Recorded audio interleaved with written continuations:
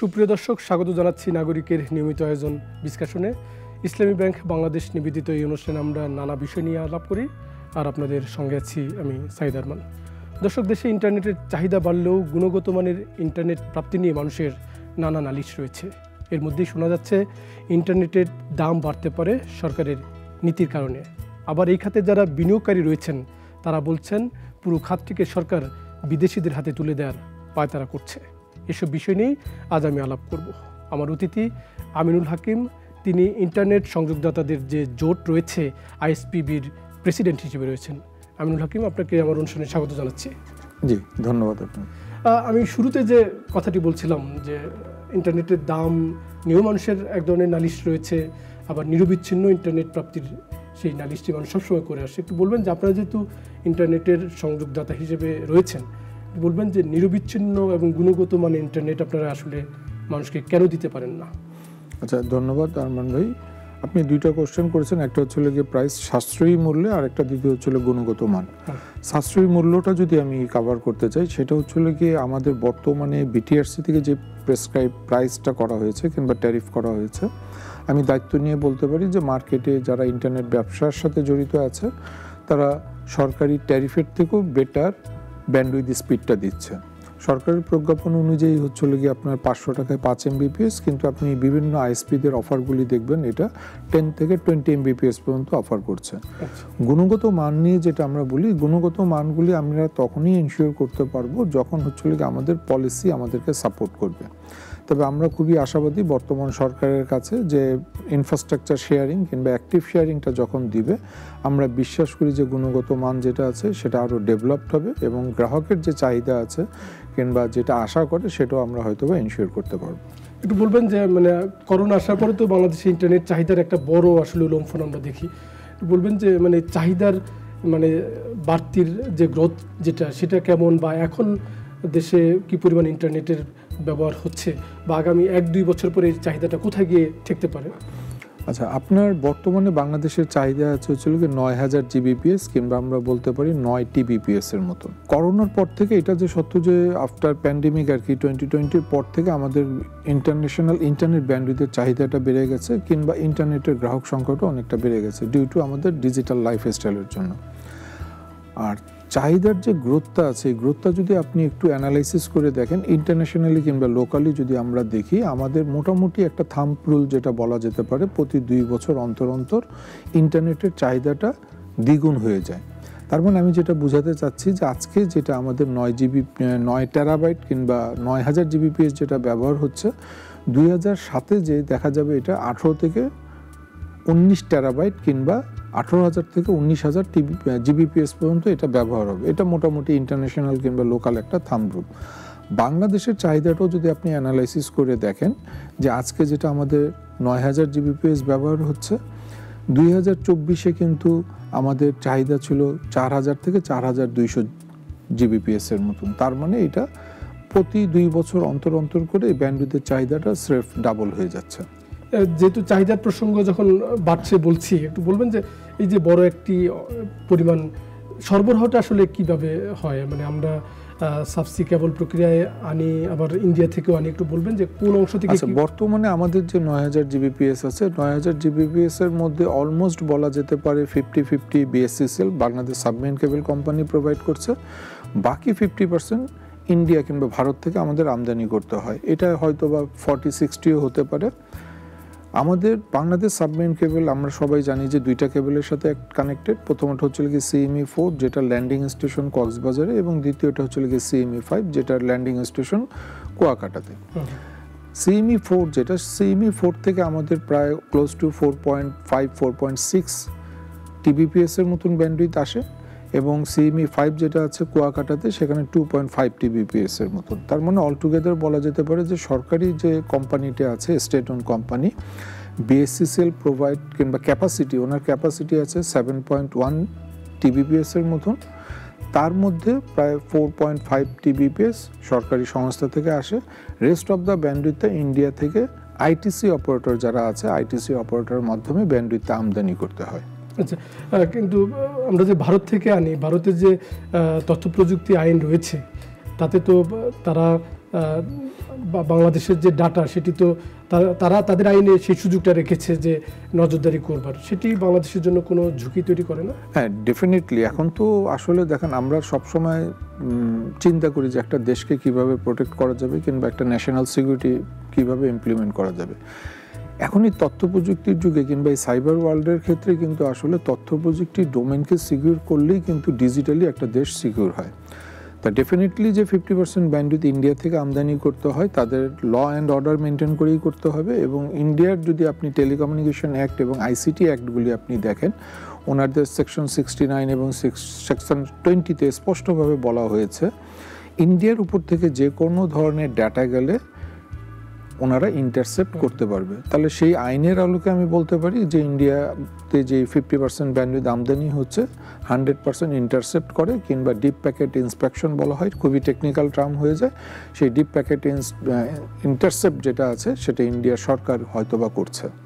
আচ্ছা, একটু বলবেন যে এই যে সাবসি কেবলে নিয়ে আসা আর ভারত থেকে সরাসরি আমদানি করা, একটু সরবরাহের আমরা অর্ধেক দেখছি। একটু আমরা যদি সাবমেরিন কেবলে যদি সরবরাহটা বাড়াই, দামের ক্ষেত্রে মানে ভোক্তা পর্যায়ে, মানে একজন ব্যবহারকারী হিসেবে আমি গ্রাহক পর্যায়ে এটি দাম কিছুটা কমতে পারে যে আমরা যদি সাবমেরিন কেবলের যোগানটা বাড়াতে পারি?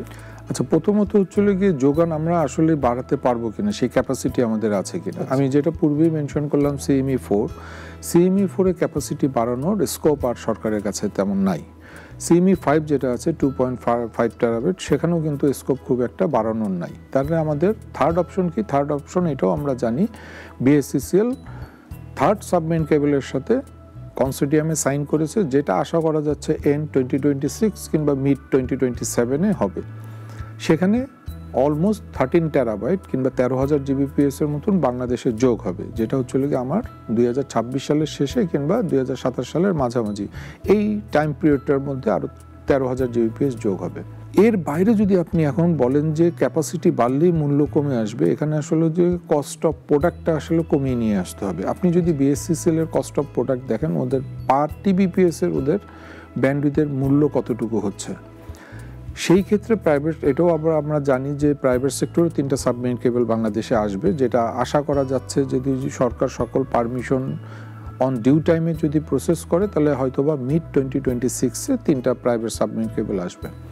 3টা প্রাইভেট সাবমেরিন কেবলের আপনার টোটাল ক্যাপাসিটি হবে 50 TBPS, 50,000 GBps এর মতন।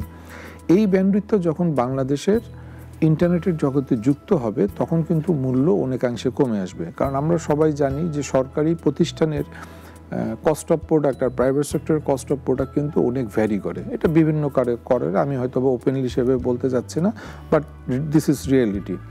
প্রাইভেট সেক্টর যখন এই 50 TBPS ব্যান্ডউইথটা বাংলাদেশের ইন্টারনেটের সাথে পাইপলাইনে যুক্ত হবে, তখন মূল্য অনেকাংশে কমবে। কতটুকু কমবে যদি কোশ্চেন আপনি করতে চান, সেই ক্ষেত্রে প্রায় বলা যেতে পারে 40 থেকে 50% ইন্টারনেটের মূল্য কমে আসবে।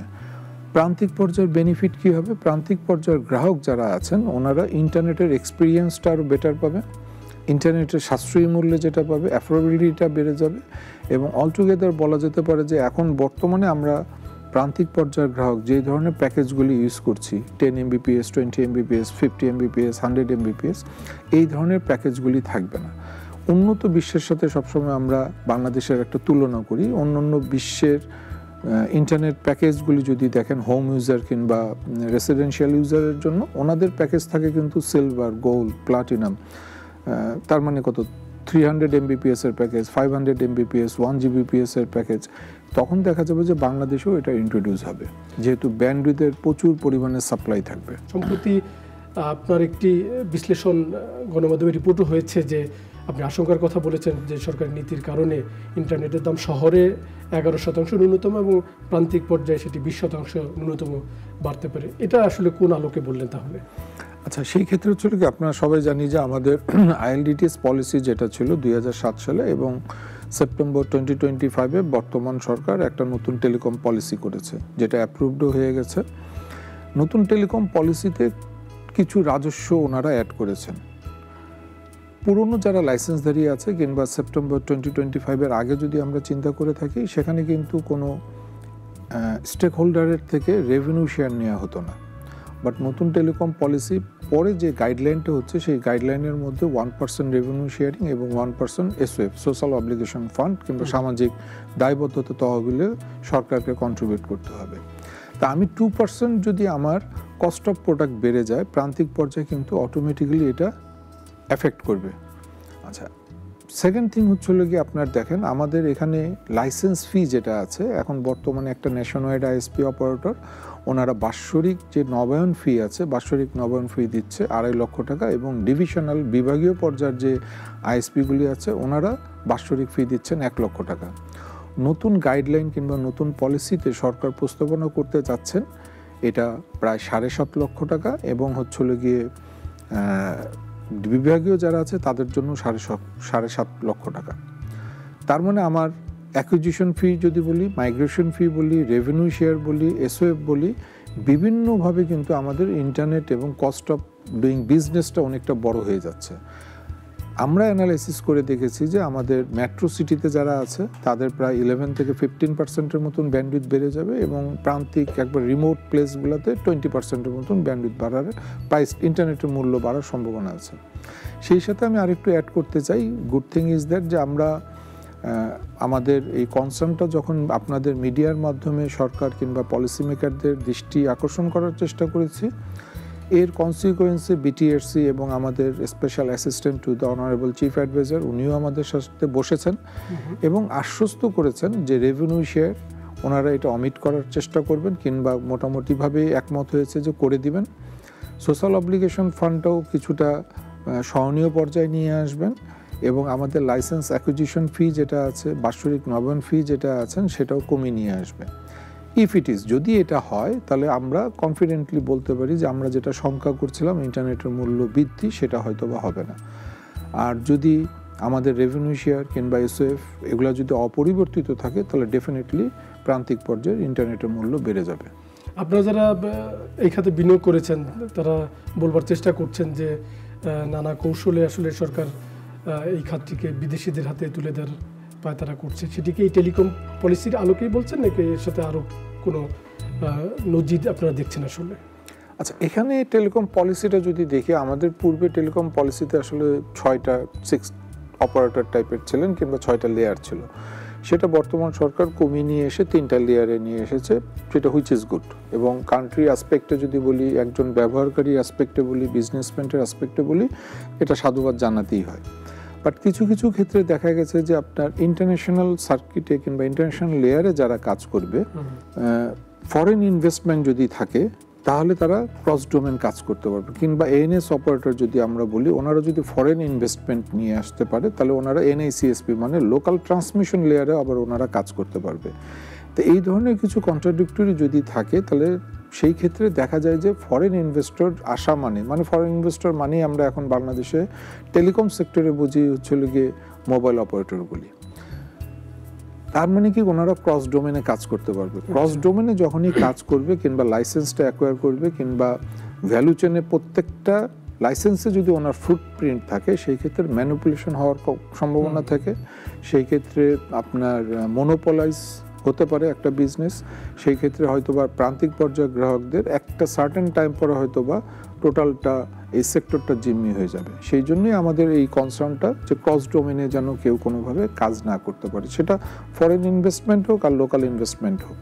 আচ্ছা, আপনি বলছিলেন একটা পর্যায়ে যে যদি এই সাবসিকেবল বেসরকারি খাতে যে 3টি অনুমোদন রয়েছে সেটি যদি কার্যক্রম শুরু করা যায় ইন্টারনেট গ্রাহক পর্যায়ে দাম প্রায় 40 থেকে 50% কমতে পারে। একটু বলবেন যে আপনি তো এগুলোর সাথে জড়িত, মানে এগুলো আসলে কেন কার্যক্রম আপনারা শুরু করতে পারছেন না? আচ্ছা, আমাদের যেটা হচ্ছিল গিয়ে প্রথমত হচ্ছিল গিয়ে আমি জানি না এটা সরকারের সাথে আমাদের ইনফরমেশন গ্যাপ নাকি ভুল বুঝাবুঝি। প্রথমত আমরা ক্লিয়ার করতে চাই হচ্ছিল গিয়ে বাংলাদেশ থেকে পয়েন্ট টু পয়েন্ট একটা কেবল হচ্ছে আপ টু সিঙ্গাপুর পর্যন্ত। এটা বলার কারণ হচ্ছিল গিয়ে এটা আমাদের অন্য কোনো দেশের সাথে কানেক্টেড না। তাহলে ন্যাশনাল সিকিউরিটি অ্যাসপেক্টে যদি আমরা চিন্তা করি এখানে ন্যাশনাল রিস্ক সিকিউরিটি অ্যাসপেক্টে 0%, যেহেতু এটা আমাদের পয়েন্ট টু পয়েন্ট হচ্ছে। আচ্ছা, যেহেতু ইলেকট্রনিক ডিভাইস কিংবা অ্যাক্টিভ ডিভাইস, এই অ্যাক্টিভ ডিভাইসগুলি যে কোনো সময় হ্যাক হতে পারে কিংবা যে কোনো সময় কম্প্রোমাইজ হতে পারে কিংবা যে কোনো সময় ইন্টারসেপ্ট হতে পারে। তা আপনাদের ইনফরমেশনের জন্য কিংবা সরকারকেও আমরা সেটা সবসময় চেষ্টা করি এই ইনফরমেশনটা পাস করার জন্য, সেটা হচ্ছে কি আমরা যে ইকুইপমেন্টগুলি ডিভাইসগুলি বসানোর চেষ্টা করছি কিংবা বসাবো বলে সিদ্ধান্ত নিয়েছি, সেটি হচ্ছিল কি ইউরোপ এবং আমেরিকা থেকেই আমদানি করা হবে। তার মানে হচ্ছিল কি আমরা যদি এখন জিও পলিটিক্স নিয়ে কথা বলি, আমরা সবাই জানি যে বিশেষ একটি দেশকে এম্বার্গো দিয়ে থাকে, সেটাও থেকেও আমরা যেন কোনো ধরনের বিতর্ক সৃষ্টি না হয় কিংবা কোনো ধরনের যেন রিস্ক ফ্যাক্টর যেন সামনে না চলে আসে, সেজন্য আমরা আমেরিকান স্ট্যান্ডার্ড এবং আমেরিকা থেকেই এবং প্রযুক্তি, ইউরোপের প্রযুক্তি ব্যবহার করে পয়েন্ট টু পয়েন্ট ইকুইপমেন্টগুলি ডিপ্লয় করা হচ্ছে। সেই ক্ষেত্রে আমাদের যে পরবর্তী এখন পদক্ষেপ আছে যে এই কেবল লে করতে গেলে আমাদের ইন্টারন্যাশনাল শিপ বাংলাদেশের জলসীমায় কিংবা সমুদ্র সীমানায় তাদের এসে কাজটা করতে হবে। তো এই পারমিশনটা আমরা এখন পর্যন্ত পাইনি। এর বাইরে যতগুলি কাজ আছে, সিঙ্গাপুর থেকে কেবল বাংলাদেশ আসা পর্যন্ত প্রায় 60% মতন কেবল ডিপ্লয় কাজ শেষ হয়ে গেছে, বাকি 40% কেবল প্রোডাকশন কাজ শেষ হয়ে গেছে, ইকুইপমেন্ট আমরা অর্ডার দিয়ে দিয়েছি, কেবল ল্যান্ডিং স্টেশনেরও কাজ চলছে, সব কিছু আমাদের চলমানই আছে।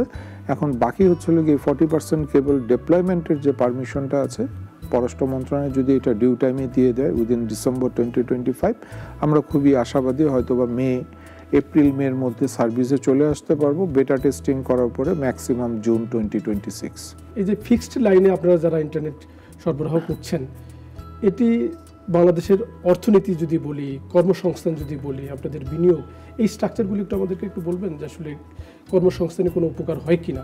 আচ্ছা, প্রথমত হচ্ছে কি বিনিয়োগ যদি আমরা বলি, এখন পর্যন্ত আমাদের যে হিসাব আছে কিংবা বিটিআরসির কাছে যে তথ্য আছে, সেই তথ্য অনুযায়ী ফিক্সড ব্রডব্যান্ডে হাউসহোল্ড কানেক্টেড ক্লোজ টু 50 লক্ষ।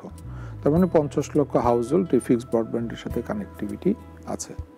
প্রতিটা কানেক্টিভিটি এস্টাবলিশমেন্ট করতে কিংবা এক একটা হাউসহোল্ড অ্যাকোয়ার করতে আনুমানিক এটা 10 থেকে 12,000 টাকা খরচ হয়। তার মানে আমি যদি 50 লক্ষ হাউসহোল্ড কানেক্টিভিটির কথা বলি, তার মানে 5,000 কোটি টাকার মতন আমাদের ইনভেস্টমেন্ট মার্কেটে রয়ে গেছে প্রথমত। দ্বিতীয়ত চলে গিয়ে কর্মসংস্থান যদি চিন্তা করেন, আপনি ইন্টারন্যাশনাল রিপোর্টগুলি অ্যানালাইসিস যদি করেন কিংবা ওয়ার্ল্ড ব্যাংকের রিপোর্টগুলি যদি দেখেন, সেখানে স্পষ্টভাবে বলা আছে যে আপনার 1000 কানেক্টিভিটি যদি হয় সেক্ষেত্রে প্রায় 10 জনের কর্মসংস্থান হয়। এবং আজকে পর্যন্ত বাংলাদেশে প্রায় 5 লক্ষর মতন আমরা কর্মসংস্থানের ব্যবস্থা করতে পেরেছি এবং এটা পেনিট্রেশন যত বাড়ছে কর্মসংস্থানের সংখ্যাও ততটুকু বাড়ছে। জাতীয় অর্থনীতির কথা যদি আমরা বলি, আপনার ইন্টারন্যাশনাল রিপোর্ট অনুযায়ী আপনার হচ্ছিল গিয়ে আপনার পেনিট্রেশন রেট 10% যদি বাড়ে, বর্তমানে বাংলাদেশে ফিক্সড ব্রডব্যান্ডের পেনিট্রেশন রেট হচ্ছিল গিয়ে 8%, 8%। এটা 10% বাড়লেই আমাদের জিডিপিতে প্রায় 1.03% জিডিপিতে কন্ট্রিবিউট হয়। তার মানে আমি যেটা বোঝাতে চাচ্ছি যে আপনি যদি জাতীয় অর্থনীতির কথা বলেন কিংবা কর্মসংস্থানের কথা বলেন, আমরা স্টিল গ্রিনফিল্ডে রয়েছি। মাত্র 8%, মানে খুব বেশি না। আমাদের দেশের জনসংখ্যা প্রায় 20 কোটি মানুষ। 20 কোটি মানুষের এগেনস্টে 2 কোটির মতন ফিক্সড ব্রডব্যান্ডের আওতায় আছে এবং বাকি যে জনগণকে তাদেরকে যদি আমরা মেইন স্ট্রিমের ফিক্সড ব্রডব্যান্ডের এটা নিয়ে আসতে পারি, তাহলে আমার বিশ্বাস যে এটা 2 থেকে 3% জিডিপি গ্রোথও বাড়বে, প্লাস হচ্ছে গিয়ে আরও 10 লক্ষ 15 লক্ষর মতন কর্মসংস্থান আমরাই তৈরি করতে পারবো। এই জন্য আসলে কি করা উচিত? আপনি যে বললেন যে গ্রিনফিল্ড আসলে বড় একটি সংখ্যক এখনো ফিক্সড ব্রডব্যান্ড থেকে বাইরে আছে, কি করণীয় আসলে? আচ্ছা, প্রথমত হচ্ছে কি আসলে পলিসি আমাদেরকে সাপোর্ট করতে হবে। আমরা যারা ইনভেস্টর আছি কিংবা এই সেক্টরে যারা ইনভেস্ট করবে, সবাই কিন্তু তার ইনভেস্টমেন্টের সিকিউরিটি চায়। অবশ্যই। তার মানে আমাকে যে পলিসিটা দিচ্ছেন, এই পলিসিটা একটা দীর্ঘমেয়াদী পলিসি হতে হবে। আমাকে আশ্বস্ত করতে হবে যে পরবর্তী কোনো রাজনৈতিক দল এসে যেন এই পলিসি আবার চেঞ্জ না করে ফেলে। উদাহরণস্বরূপ আমি বলি, আমাদের যে আইএসপি আমরা যারা ব্যবসা করছি, আইএসপি ব্যবসার গাইডলাইন পাবলিশড হয়েছিল প্রথমবার হচ্ছিল কি 2021 সালে, আজকে 2025 সাল। তার মানে একটা ইনভেস্টর কি 4 বছরের জন্য ইনভেস্টমেন্ট করবে? ডেফিনেটলি সে তখন স্বাচ্ছন্দ্য বোধ করবে না। তো 2025-এ যে পলিসিটা হচ্ছে, আমাদেরকে সরকারকে এনশিওর করতে হবে যে এটা 2035 পর্যন্ত এই পলিসিটা থাকবে, তাহলে আমাদের ইনভেস্টমেন্ট মার্কেটে চলে আসবে। সেকেন্ড থিং হচ্ছিল কি, আমাদের ফিনান্সিয়াল কিংবা ব্যাংকিং সেক্টর যদি দেখেন, এখন পর্যন্ত ব্যাংকিং সেক্টররা তথ্য প্রযুক্তি খাতে কোনো ধরনের লোন দিতে স্বাচ্ছন্দ্য বোধ করে না, কিংবা আমি এটাও বলতে পারি যে পার্সেন্টেজ রেট খুবই নিম্নমানের। তার মানে আমাদের এখানে সেন্ট্রাল ব্যাংক কিংবা পলিসি মেকার যারা আছেন ওনাদেরকে কাজ করতে হবে তথ্য প্রযুক্তি খাতের একটা ব্যাংকের যে পরিমাণ লোন ডিসপ্যাচ হয় তার একটা নির্দিষ্ট পার্সেন্টেজ ডেফিনেটলি তথ্য প্রযুক্তি খাতে ইনভেস্ট করা উচিত কিংবা লোন দেওয়া উচিত। এটা সরকার আসলে পলিসি করেই বলে দেওয়া উচিত। তৃতীয়ত যেটা হচ্ছে ডিজিটাল লিটারেসি। ডিজিটাল লিটারেসিটা আমাদের দেশে এখনও কিন্তু অপ্রতুল। এখন এটা সরকারকে দায়িত্ব নিতে হবে, প্রাইভেট সেক্টরেও ডেফিনেটলি দায়িত্ব পড়ে। এবং লাস্টলি এবং মেইনলি যেটা আমি বলতে চাই সেটা হচ্ছে আমাদের দেশের ইনফ্রাস্ট্রাকচার এখনও সেইভাবে ডেভেলপ করে নাই। গত 10 বছর 12 বছর যাবৎ এনটিটি অপারেটররা কাজ করছে, কিন্তু ওনাদের রোল আউট অব্লিগেশন কতটুকু ছিল কিংবা সেই রোল আউট অব্লিগেশনটা কি আসলেই ওনারা ফুলফিল করেছেন কিনা কিংবা নিজেরা কতটুকু ইনভেস্টমেন্ট করেছে, এগুলো এখন অডিট হওয়া দরকার, এগুলাই পর্যালোচনা করা উচিত। এবং পরবর্তী যে ইনফ্রাস্ট্রাকচার দেশব্যাপী যে ছড়িয়ে দিতে হবে এটা সরকারকেও দায়িত্ব নিতে হবে। সরকারের যে আনইউটিলাইজ নেটওয়ার্কগুলি আছে সেটাকে প্রাইভেট সেক্টরে আসলে হস্তান্তর করতে হবে। সেই ক্ষেত্রে অলটুগেদার বলা যেতে পারে এই ইকোসিস্টেমটা আরও ডেভেলপ করবে। আপনি যদিও বলছিলেন যে সরকারের তরফ থেকে কিছুটা আপনারা ইঙ্গিত পাচ্ছেন যে আপনাদের দাবিগুলো বিবেচনা করবে, একটু বলবেন যে এই যে টেলিকম পলিসি নিয়ে বেশ কিছু প্রশ্ন, আপনাদের দাম বাড়তে পারে সরকার নীতির কারণে, এখানে কি আপনারা যারা ব্যবসায়ী তারা কি এই অন্তর্বর্তী সরকারকে বোঝাতে ব্যর্থ হচ্ছেন, নাকি কোনো রাজনৈতিক সরকার নেই বলে সরকারের সঙ্গে আপনাদের আলোচনায় আসলে কোনো দূরত্ব আছে? না, আমার কাছে এটা মনে হয়েছিল কি ওনাদের সিদ্ধান্ত, এটা একবারে খুবই ব্যক্তিগত মতামত, ওনাদের সিদ্ধান্ত কিংবা ওনাদের চাওয়া পাওয়ার মধ্যে আসলে সামঞ্জস্য নাই। কারণ দেশ চালাতে আমরা সবাই জানি যে আমাদের আসলে নির্দিষ্ট একটা পরিমাণ অঙ্ক টাকা দরকার পড়ে। এখন যদি সরকার পলিসি মেকাররা যদি এই সেক্টরের পলিসি মেকারদেরকে বলে দেয় যে এই খাত থেকে আমাকে 3000 কোটি টাকা রাজস্ব আয় করতে হবে কিংবা 5000 কোটি টাকা রাজস্ব আয় করতে হবে, আবার পক্ষান্তরে যদি বলে ইন্টারনেটের পেনিট্রেশন বাড়াতে হবে, ইন্টারনেটকে সাশ্রয়ী মূল্য করতে হবে, তাহলে এগুলো হচ্ছে কন্ট্রাডিক্টরি ডিসিশন। যখনই এই তথ্য প্রযুক্তি খাতের পলিসি মেকারদেরকে নির্দিষ্ট পরিমাণ রাজস্ব টার্গেট দেওয়া হয় তখন কিন্তু পলিসি আর ভালো হয় না। তার মানে কি, এখন যারা পলিসি করছেন ওনার মাথায় যদি এখন 3000 কোটি টাকার রাজস্ব আয়ের চিন্তা থাকে তাহলে উনি তো রেভিনিউ শেয়ারটা ইমপ্লিমেন্ট করতেই হবে, ওনাকে তো ইন্টারনেটের মূল্য বাড়াই দিতে হবে। আবার পরবর্তীতেই আবার বলছে যে ইন্টারনেটের পেনিট্রেশন বাড়াতে হবে। তাহলে এখানে আসলে আমাদের যেটা করতে হবে প্রায়োরিটি সেট করতে হবে। ডেফিনেটলি একটা দেশ অপারেট করতে গেলে আমাকে রাজস্ব এনশিওর করতে হবে। তাহলে রাজস্বটা আসলে কোন খাত থেকে আসবে? তথ্য প্রযুক্তি খাতকে টপ প্রায়োরিটাইজ করে এই খাত থেকে যে হিউজ রাজস্ব আসতে হবে এই চিন্তা ভাবনা থেকে বেরিয়ে আসতে হবে, তখনই আমার মনে হয় একটা উইন উইন সিচুয়েশন হবে। আর সেকেন্ড থিং হচ্ছে আমি এখনও আশাবাদী, সিরিজ অফ ডায়লগ হয়েছে, মিটিং হয়েছে এবং ওনারা আমাদেরকে মৌখিকভাবে আশ্বস্ত করেছে এবং আমি আশা করব যে হয়তোবা পরবর্তী গাইডলাইনে সেটার প্রতিফলন থাকবে। আমরা যে বুঝাতে ব্যর্থ হয়েছি তা না, মানে আসলে হচ্ছে ওনারা ওনাদের চাওয়া পাওয়াটাকে কোনোভাবে অ্যাডজাস্ট করতে পারছে না। প্রধান উপদেষ্টা যারা আছেন কিংবা অর্থনীতির উপদেষ্টা যারা আছেন ওনাদেরকে আসলে আর একটু নমনীয় হতে হবে। আপনাকে অনেক কৃতজ্ঞতা আমাকে এবং নাগরিকের সময় দেওয়ার জন্য। ধন্যবাদ। প্রিয় দর্শক, ডিসকাশন এই পর্ব এখানেই শেষ করছি। আমরা অতিথির সঙ্গে আলোচনায় যেটি বুঝলাম যে সাশ্রয়ী মূল্যে মানুষকে ইন্টারনেট সেবা নিশ্চিত করতে চাইলে কিন্তু সরকারকে বেশ কিছু নীতি পদক্ষেপ এবং নীতি ছাড় দিতে হবে। আমরা আশা করব মানুষ যাতে নিরবিচ্ছিন্ন ইন্টারনেট পায় সেই জন্য সরকার সব ধরনের নীতি পদক্ষেপ হাতে নেবে। আজ এখানেই শেষ করছি। সবাই নিরাপদে থাকবেন, সুস্থ থাকবেন।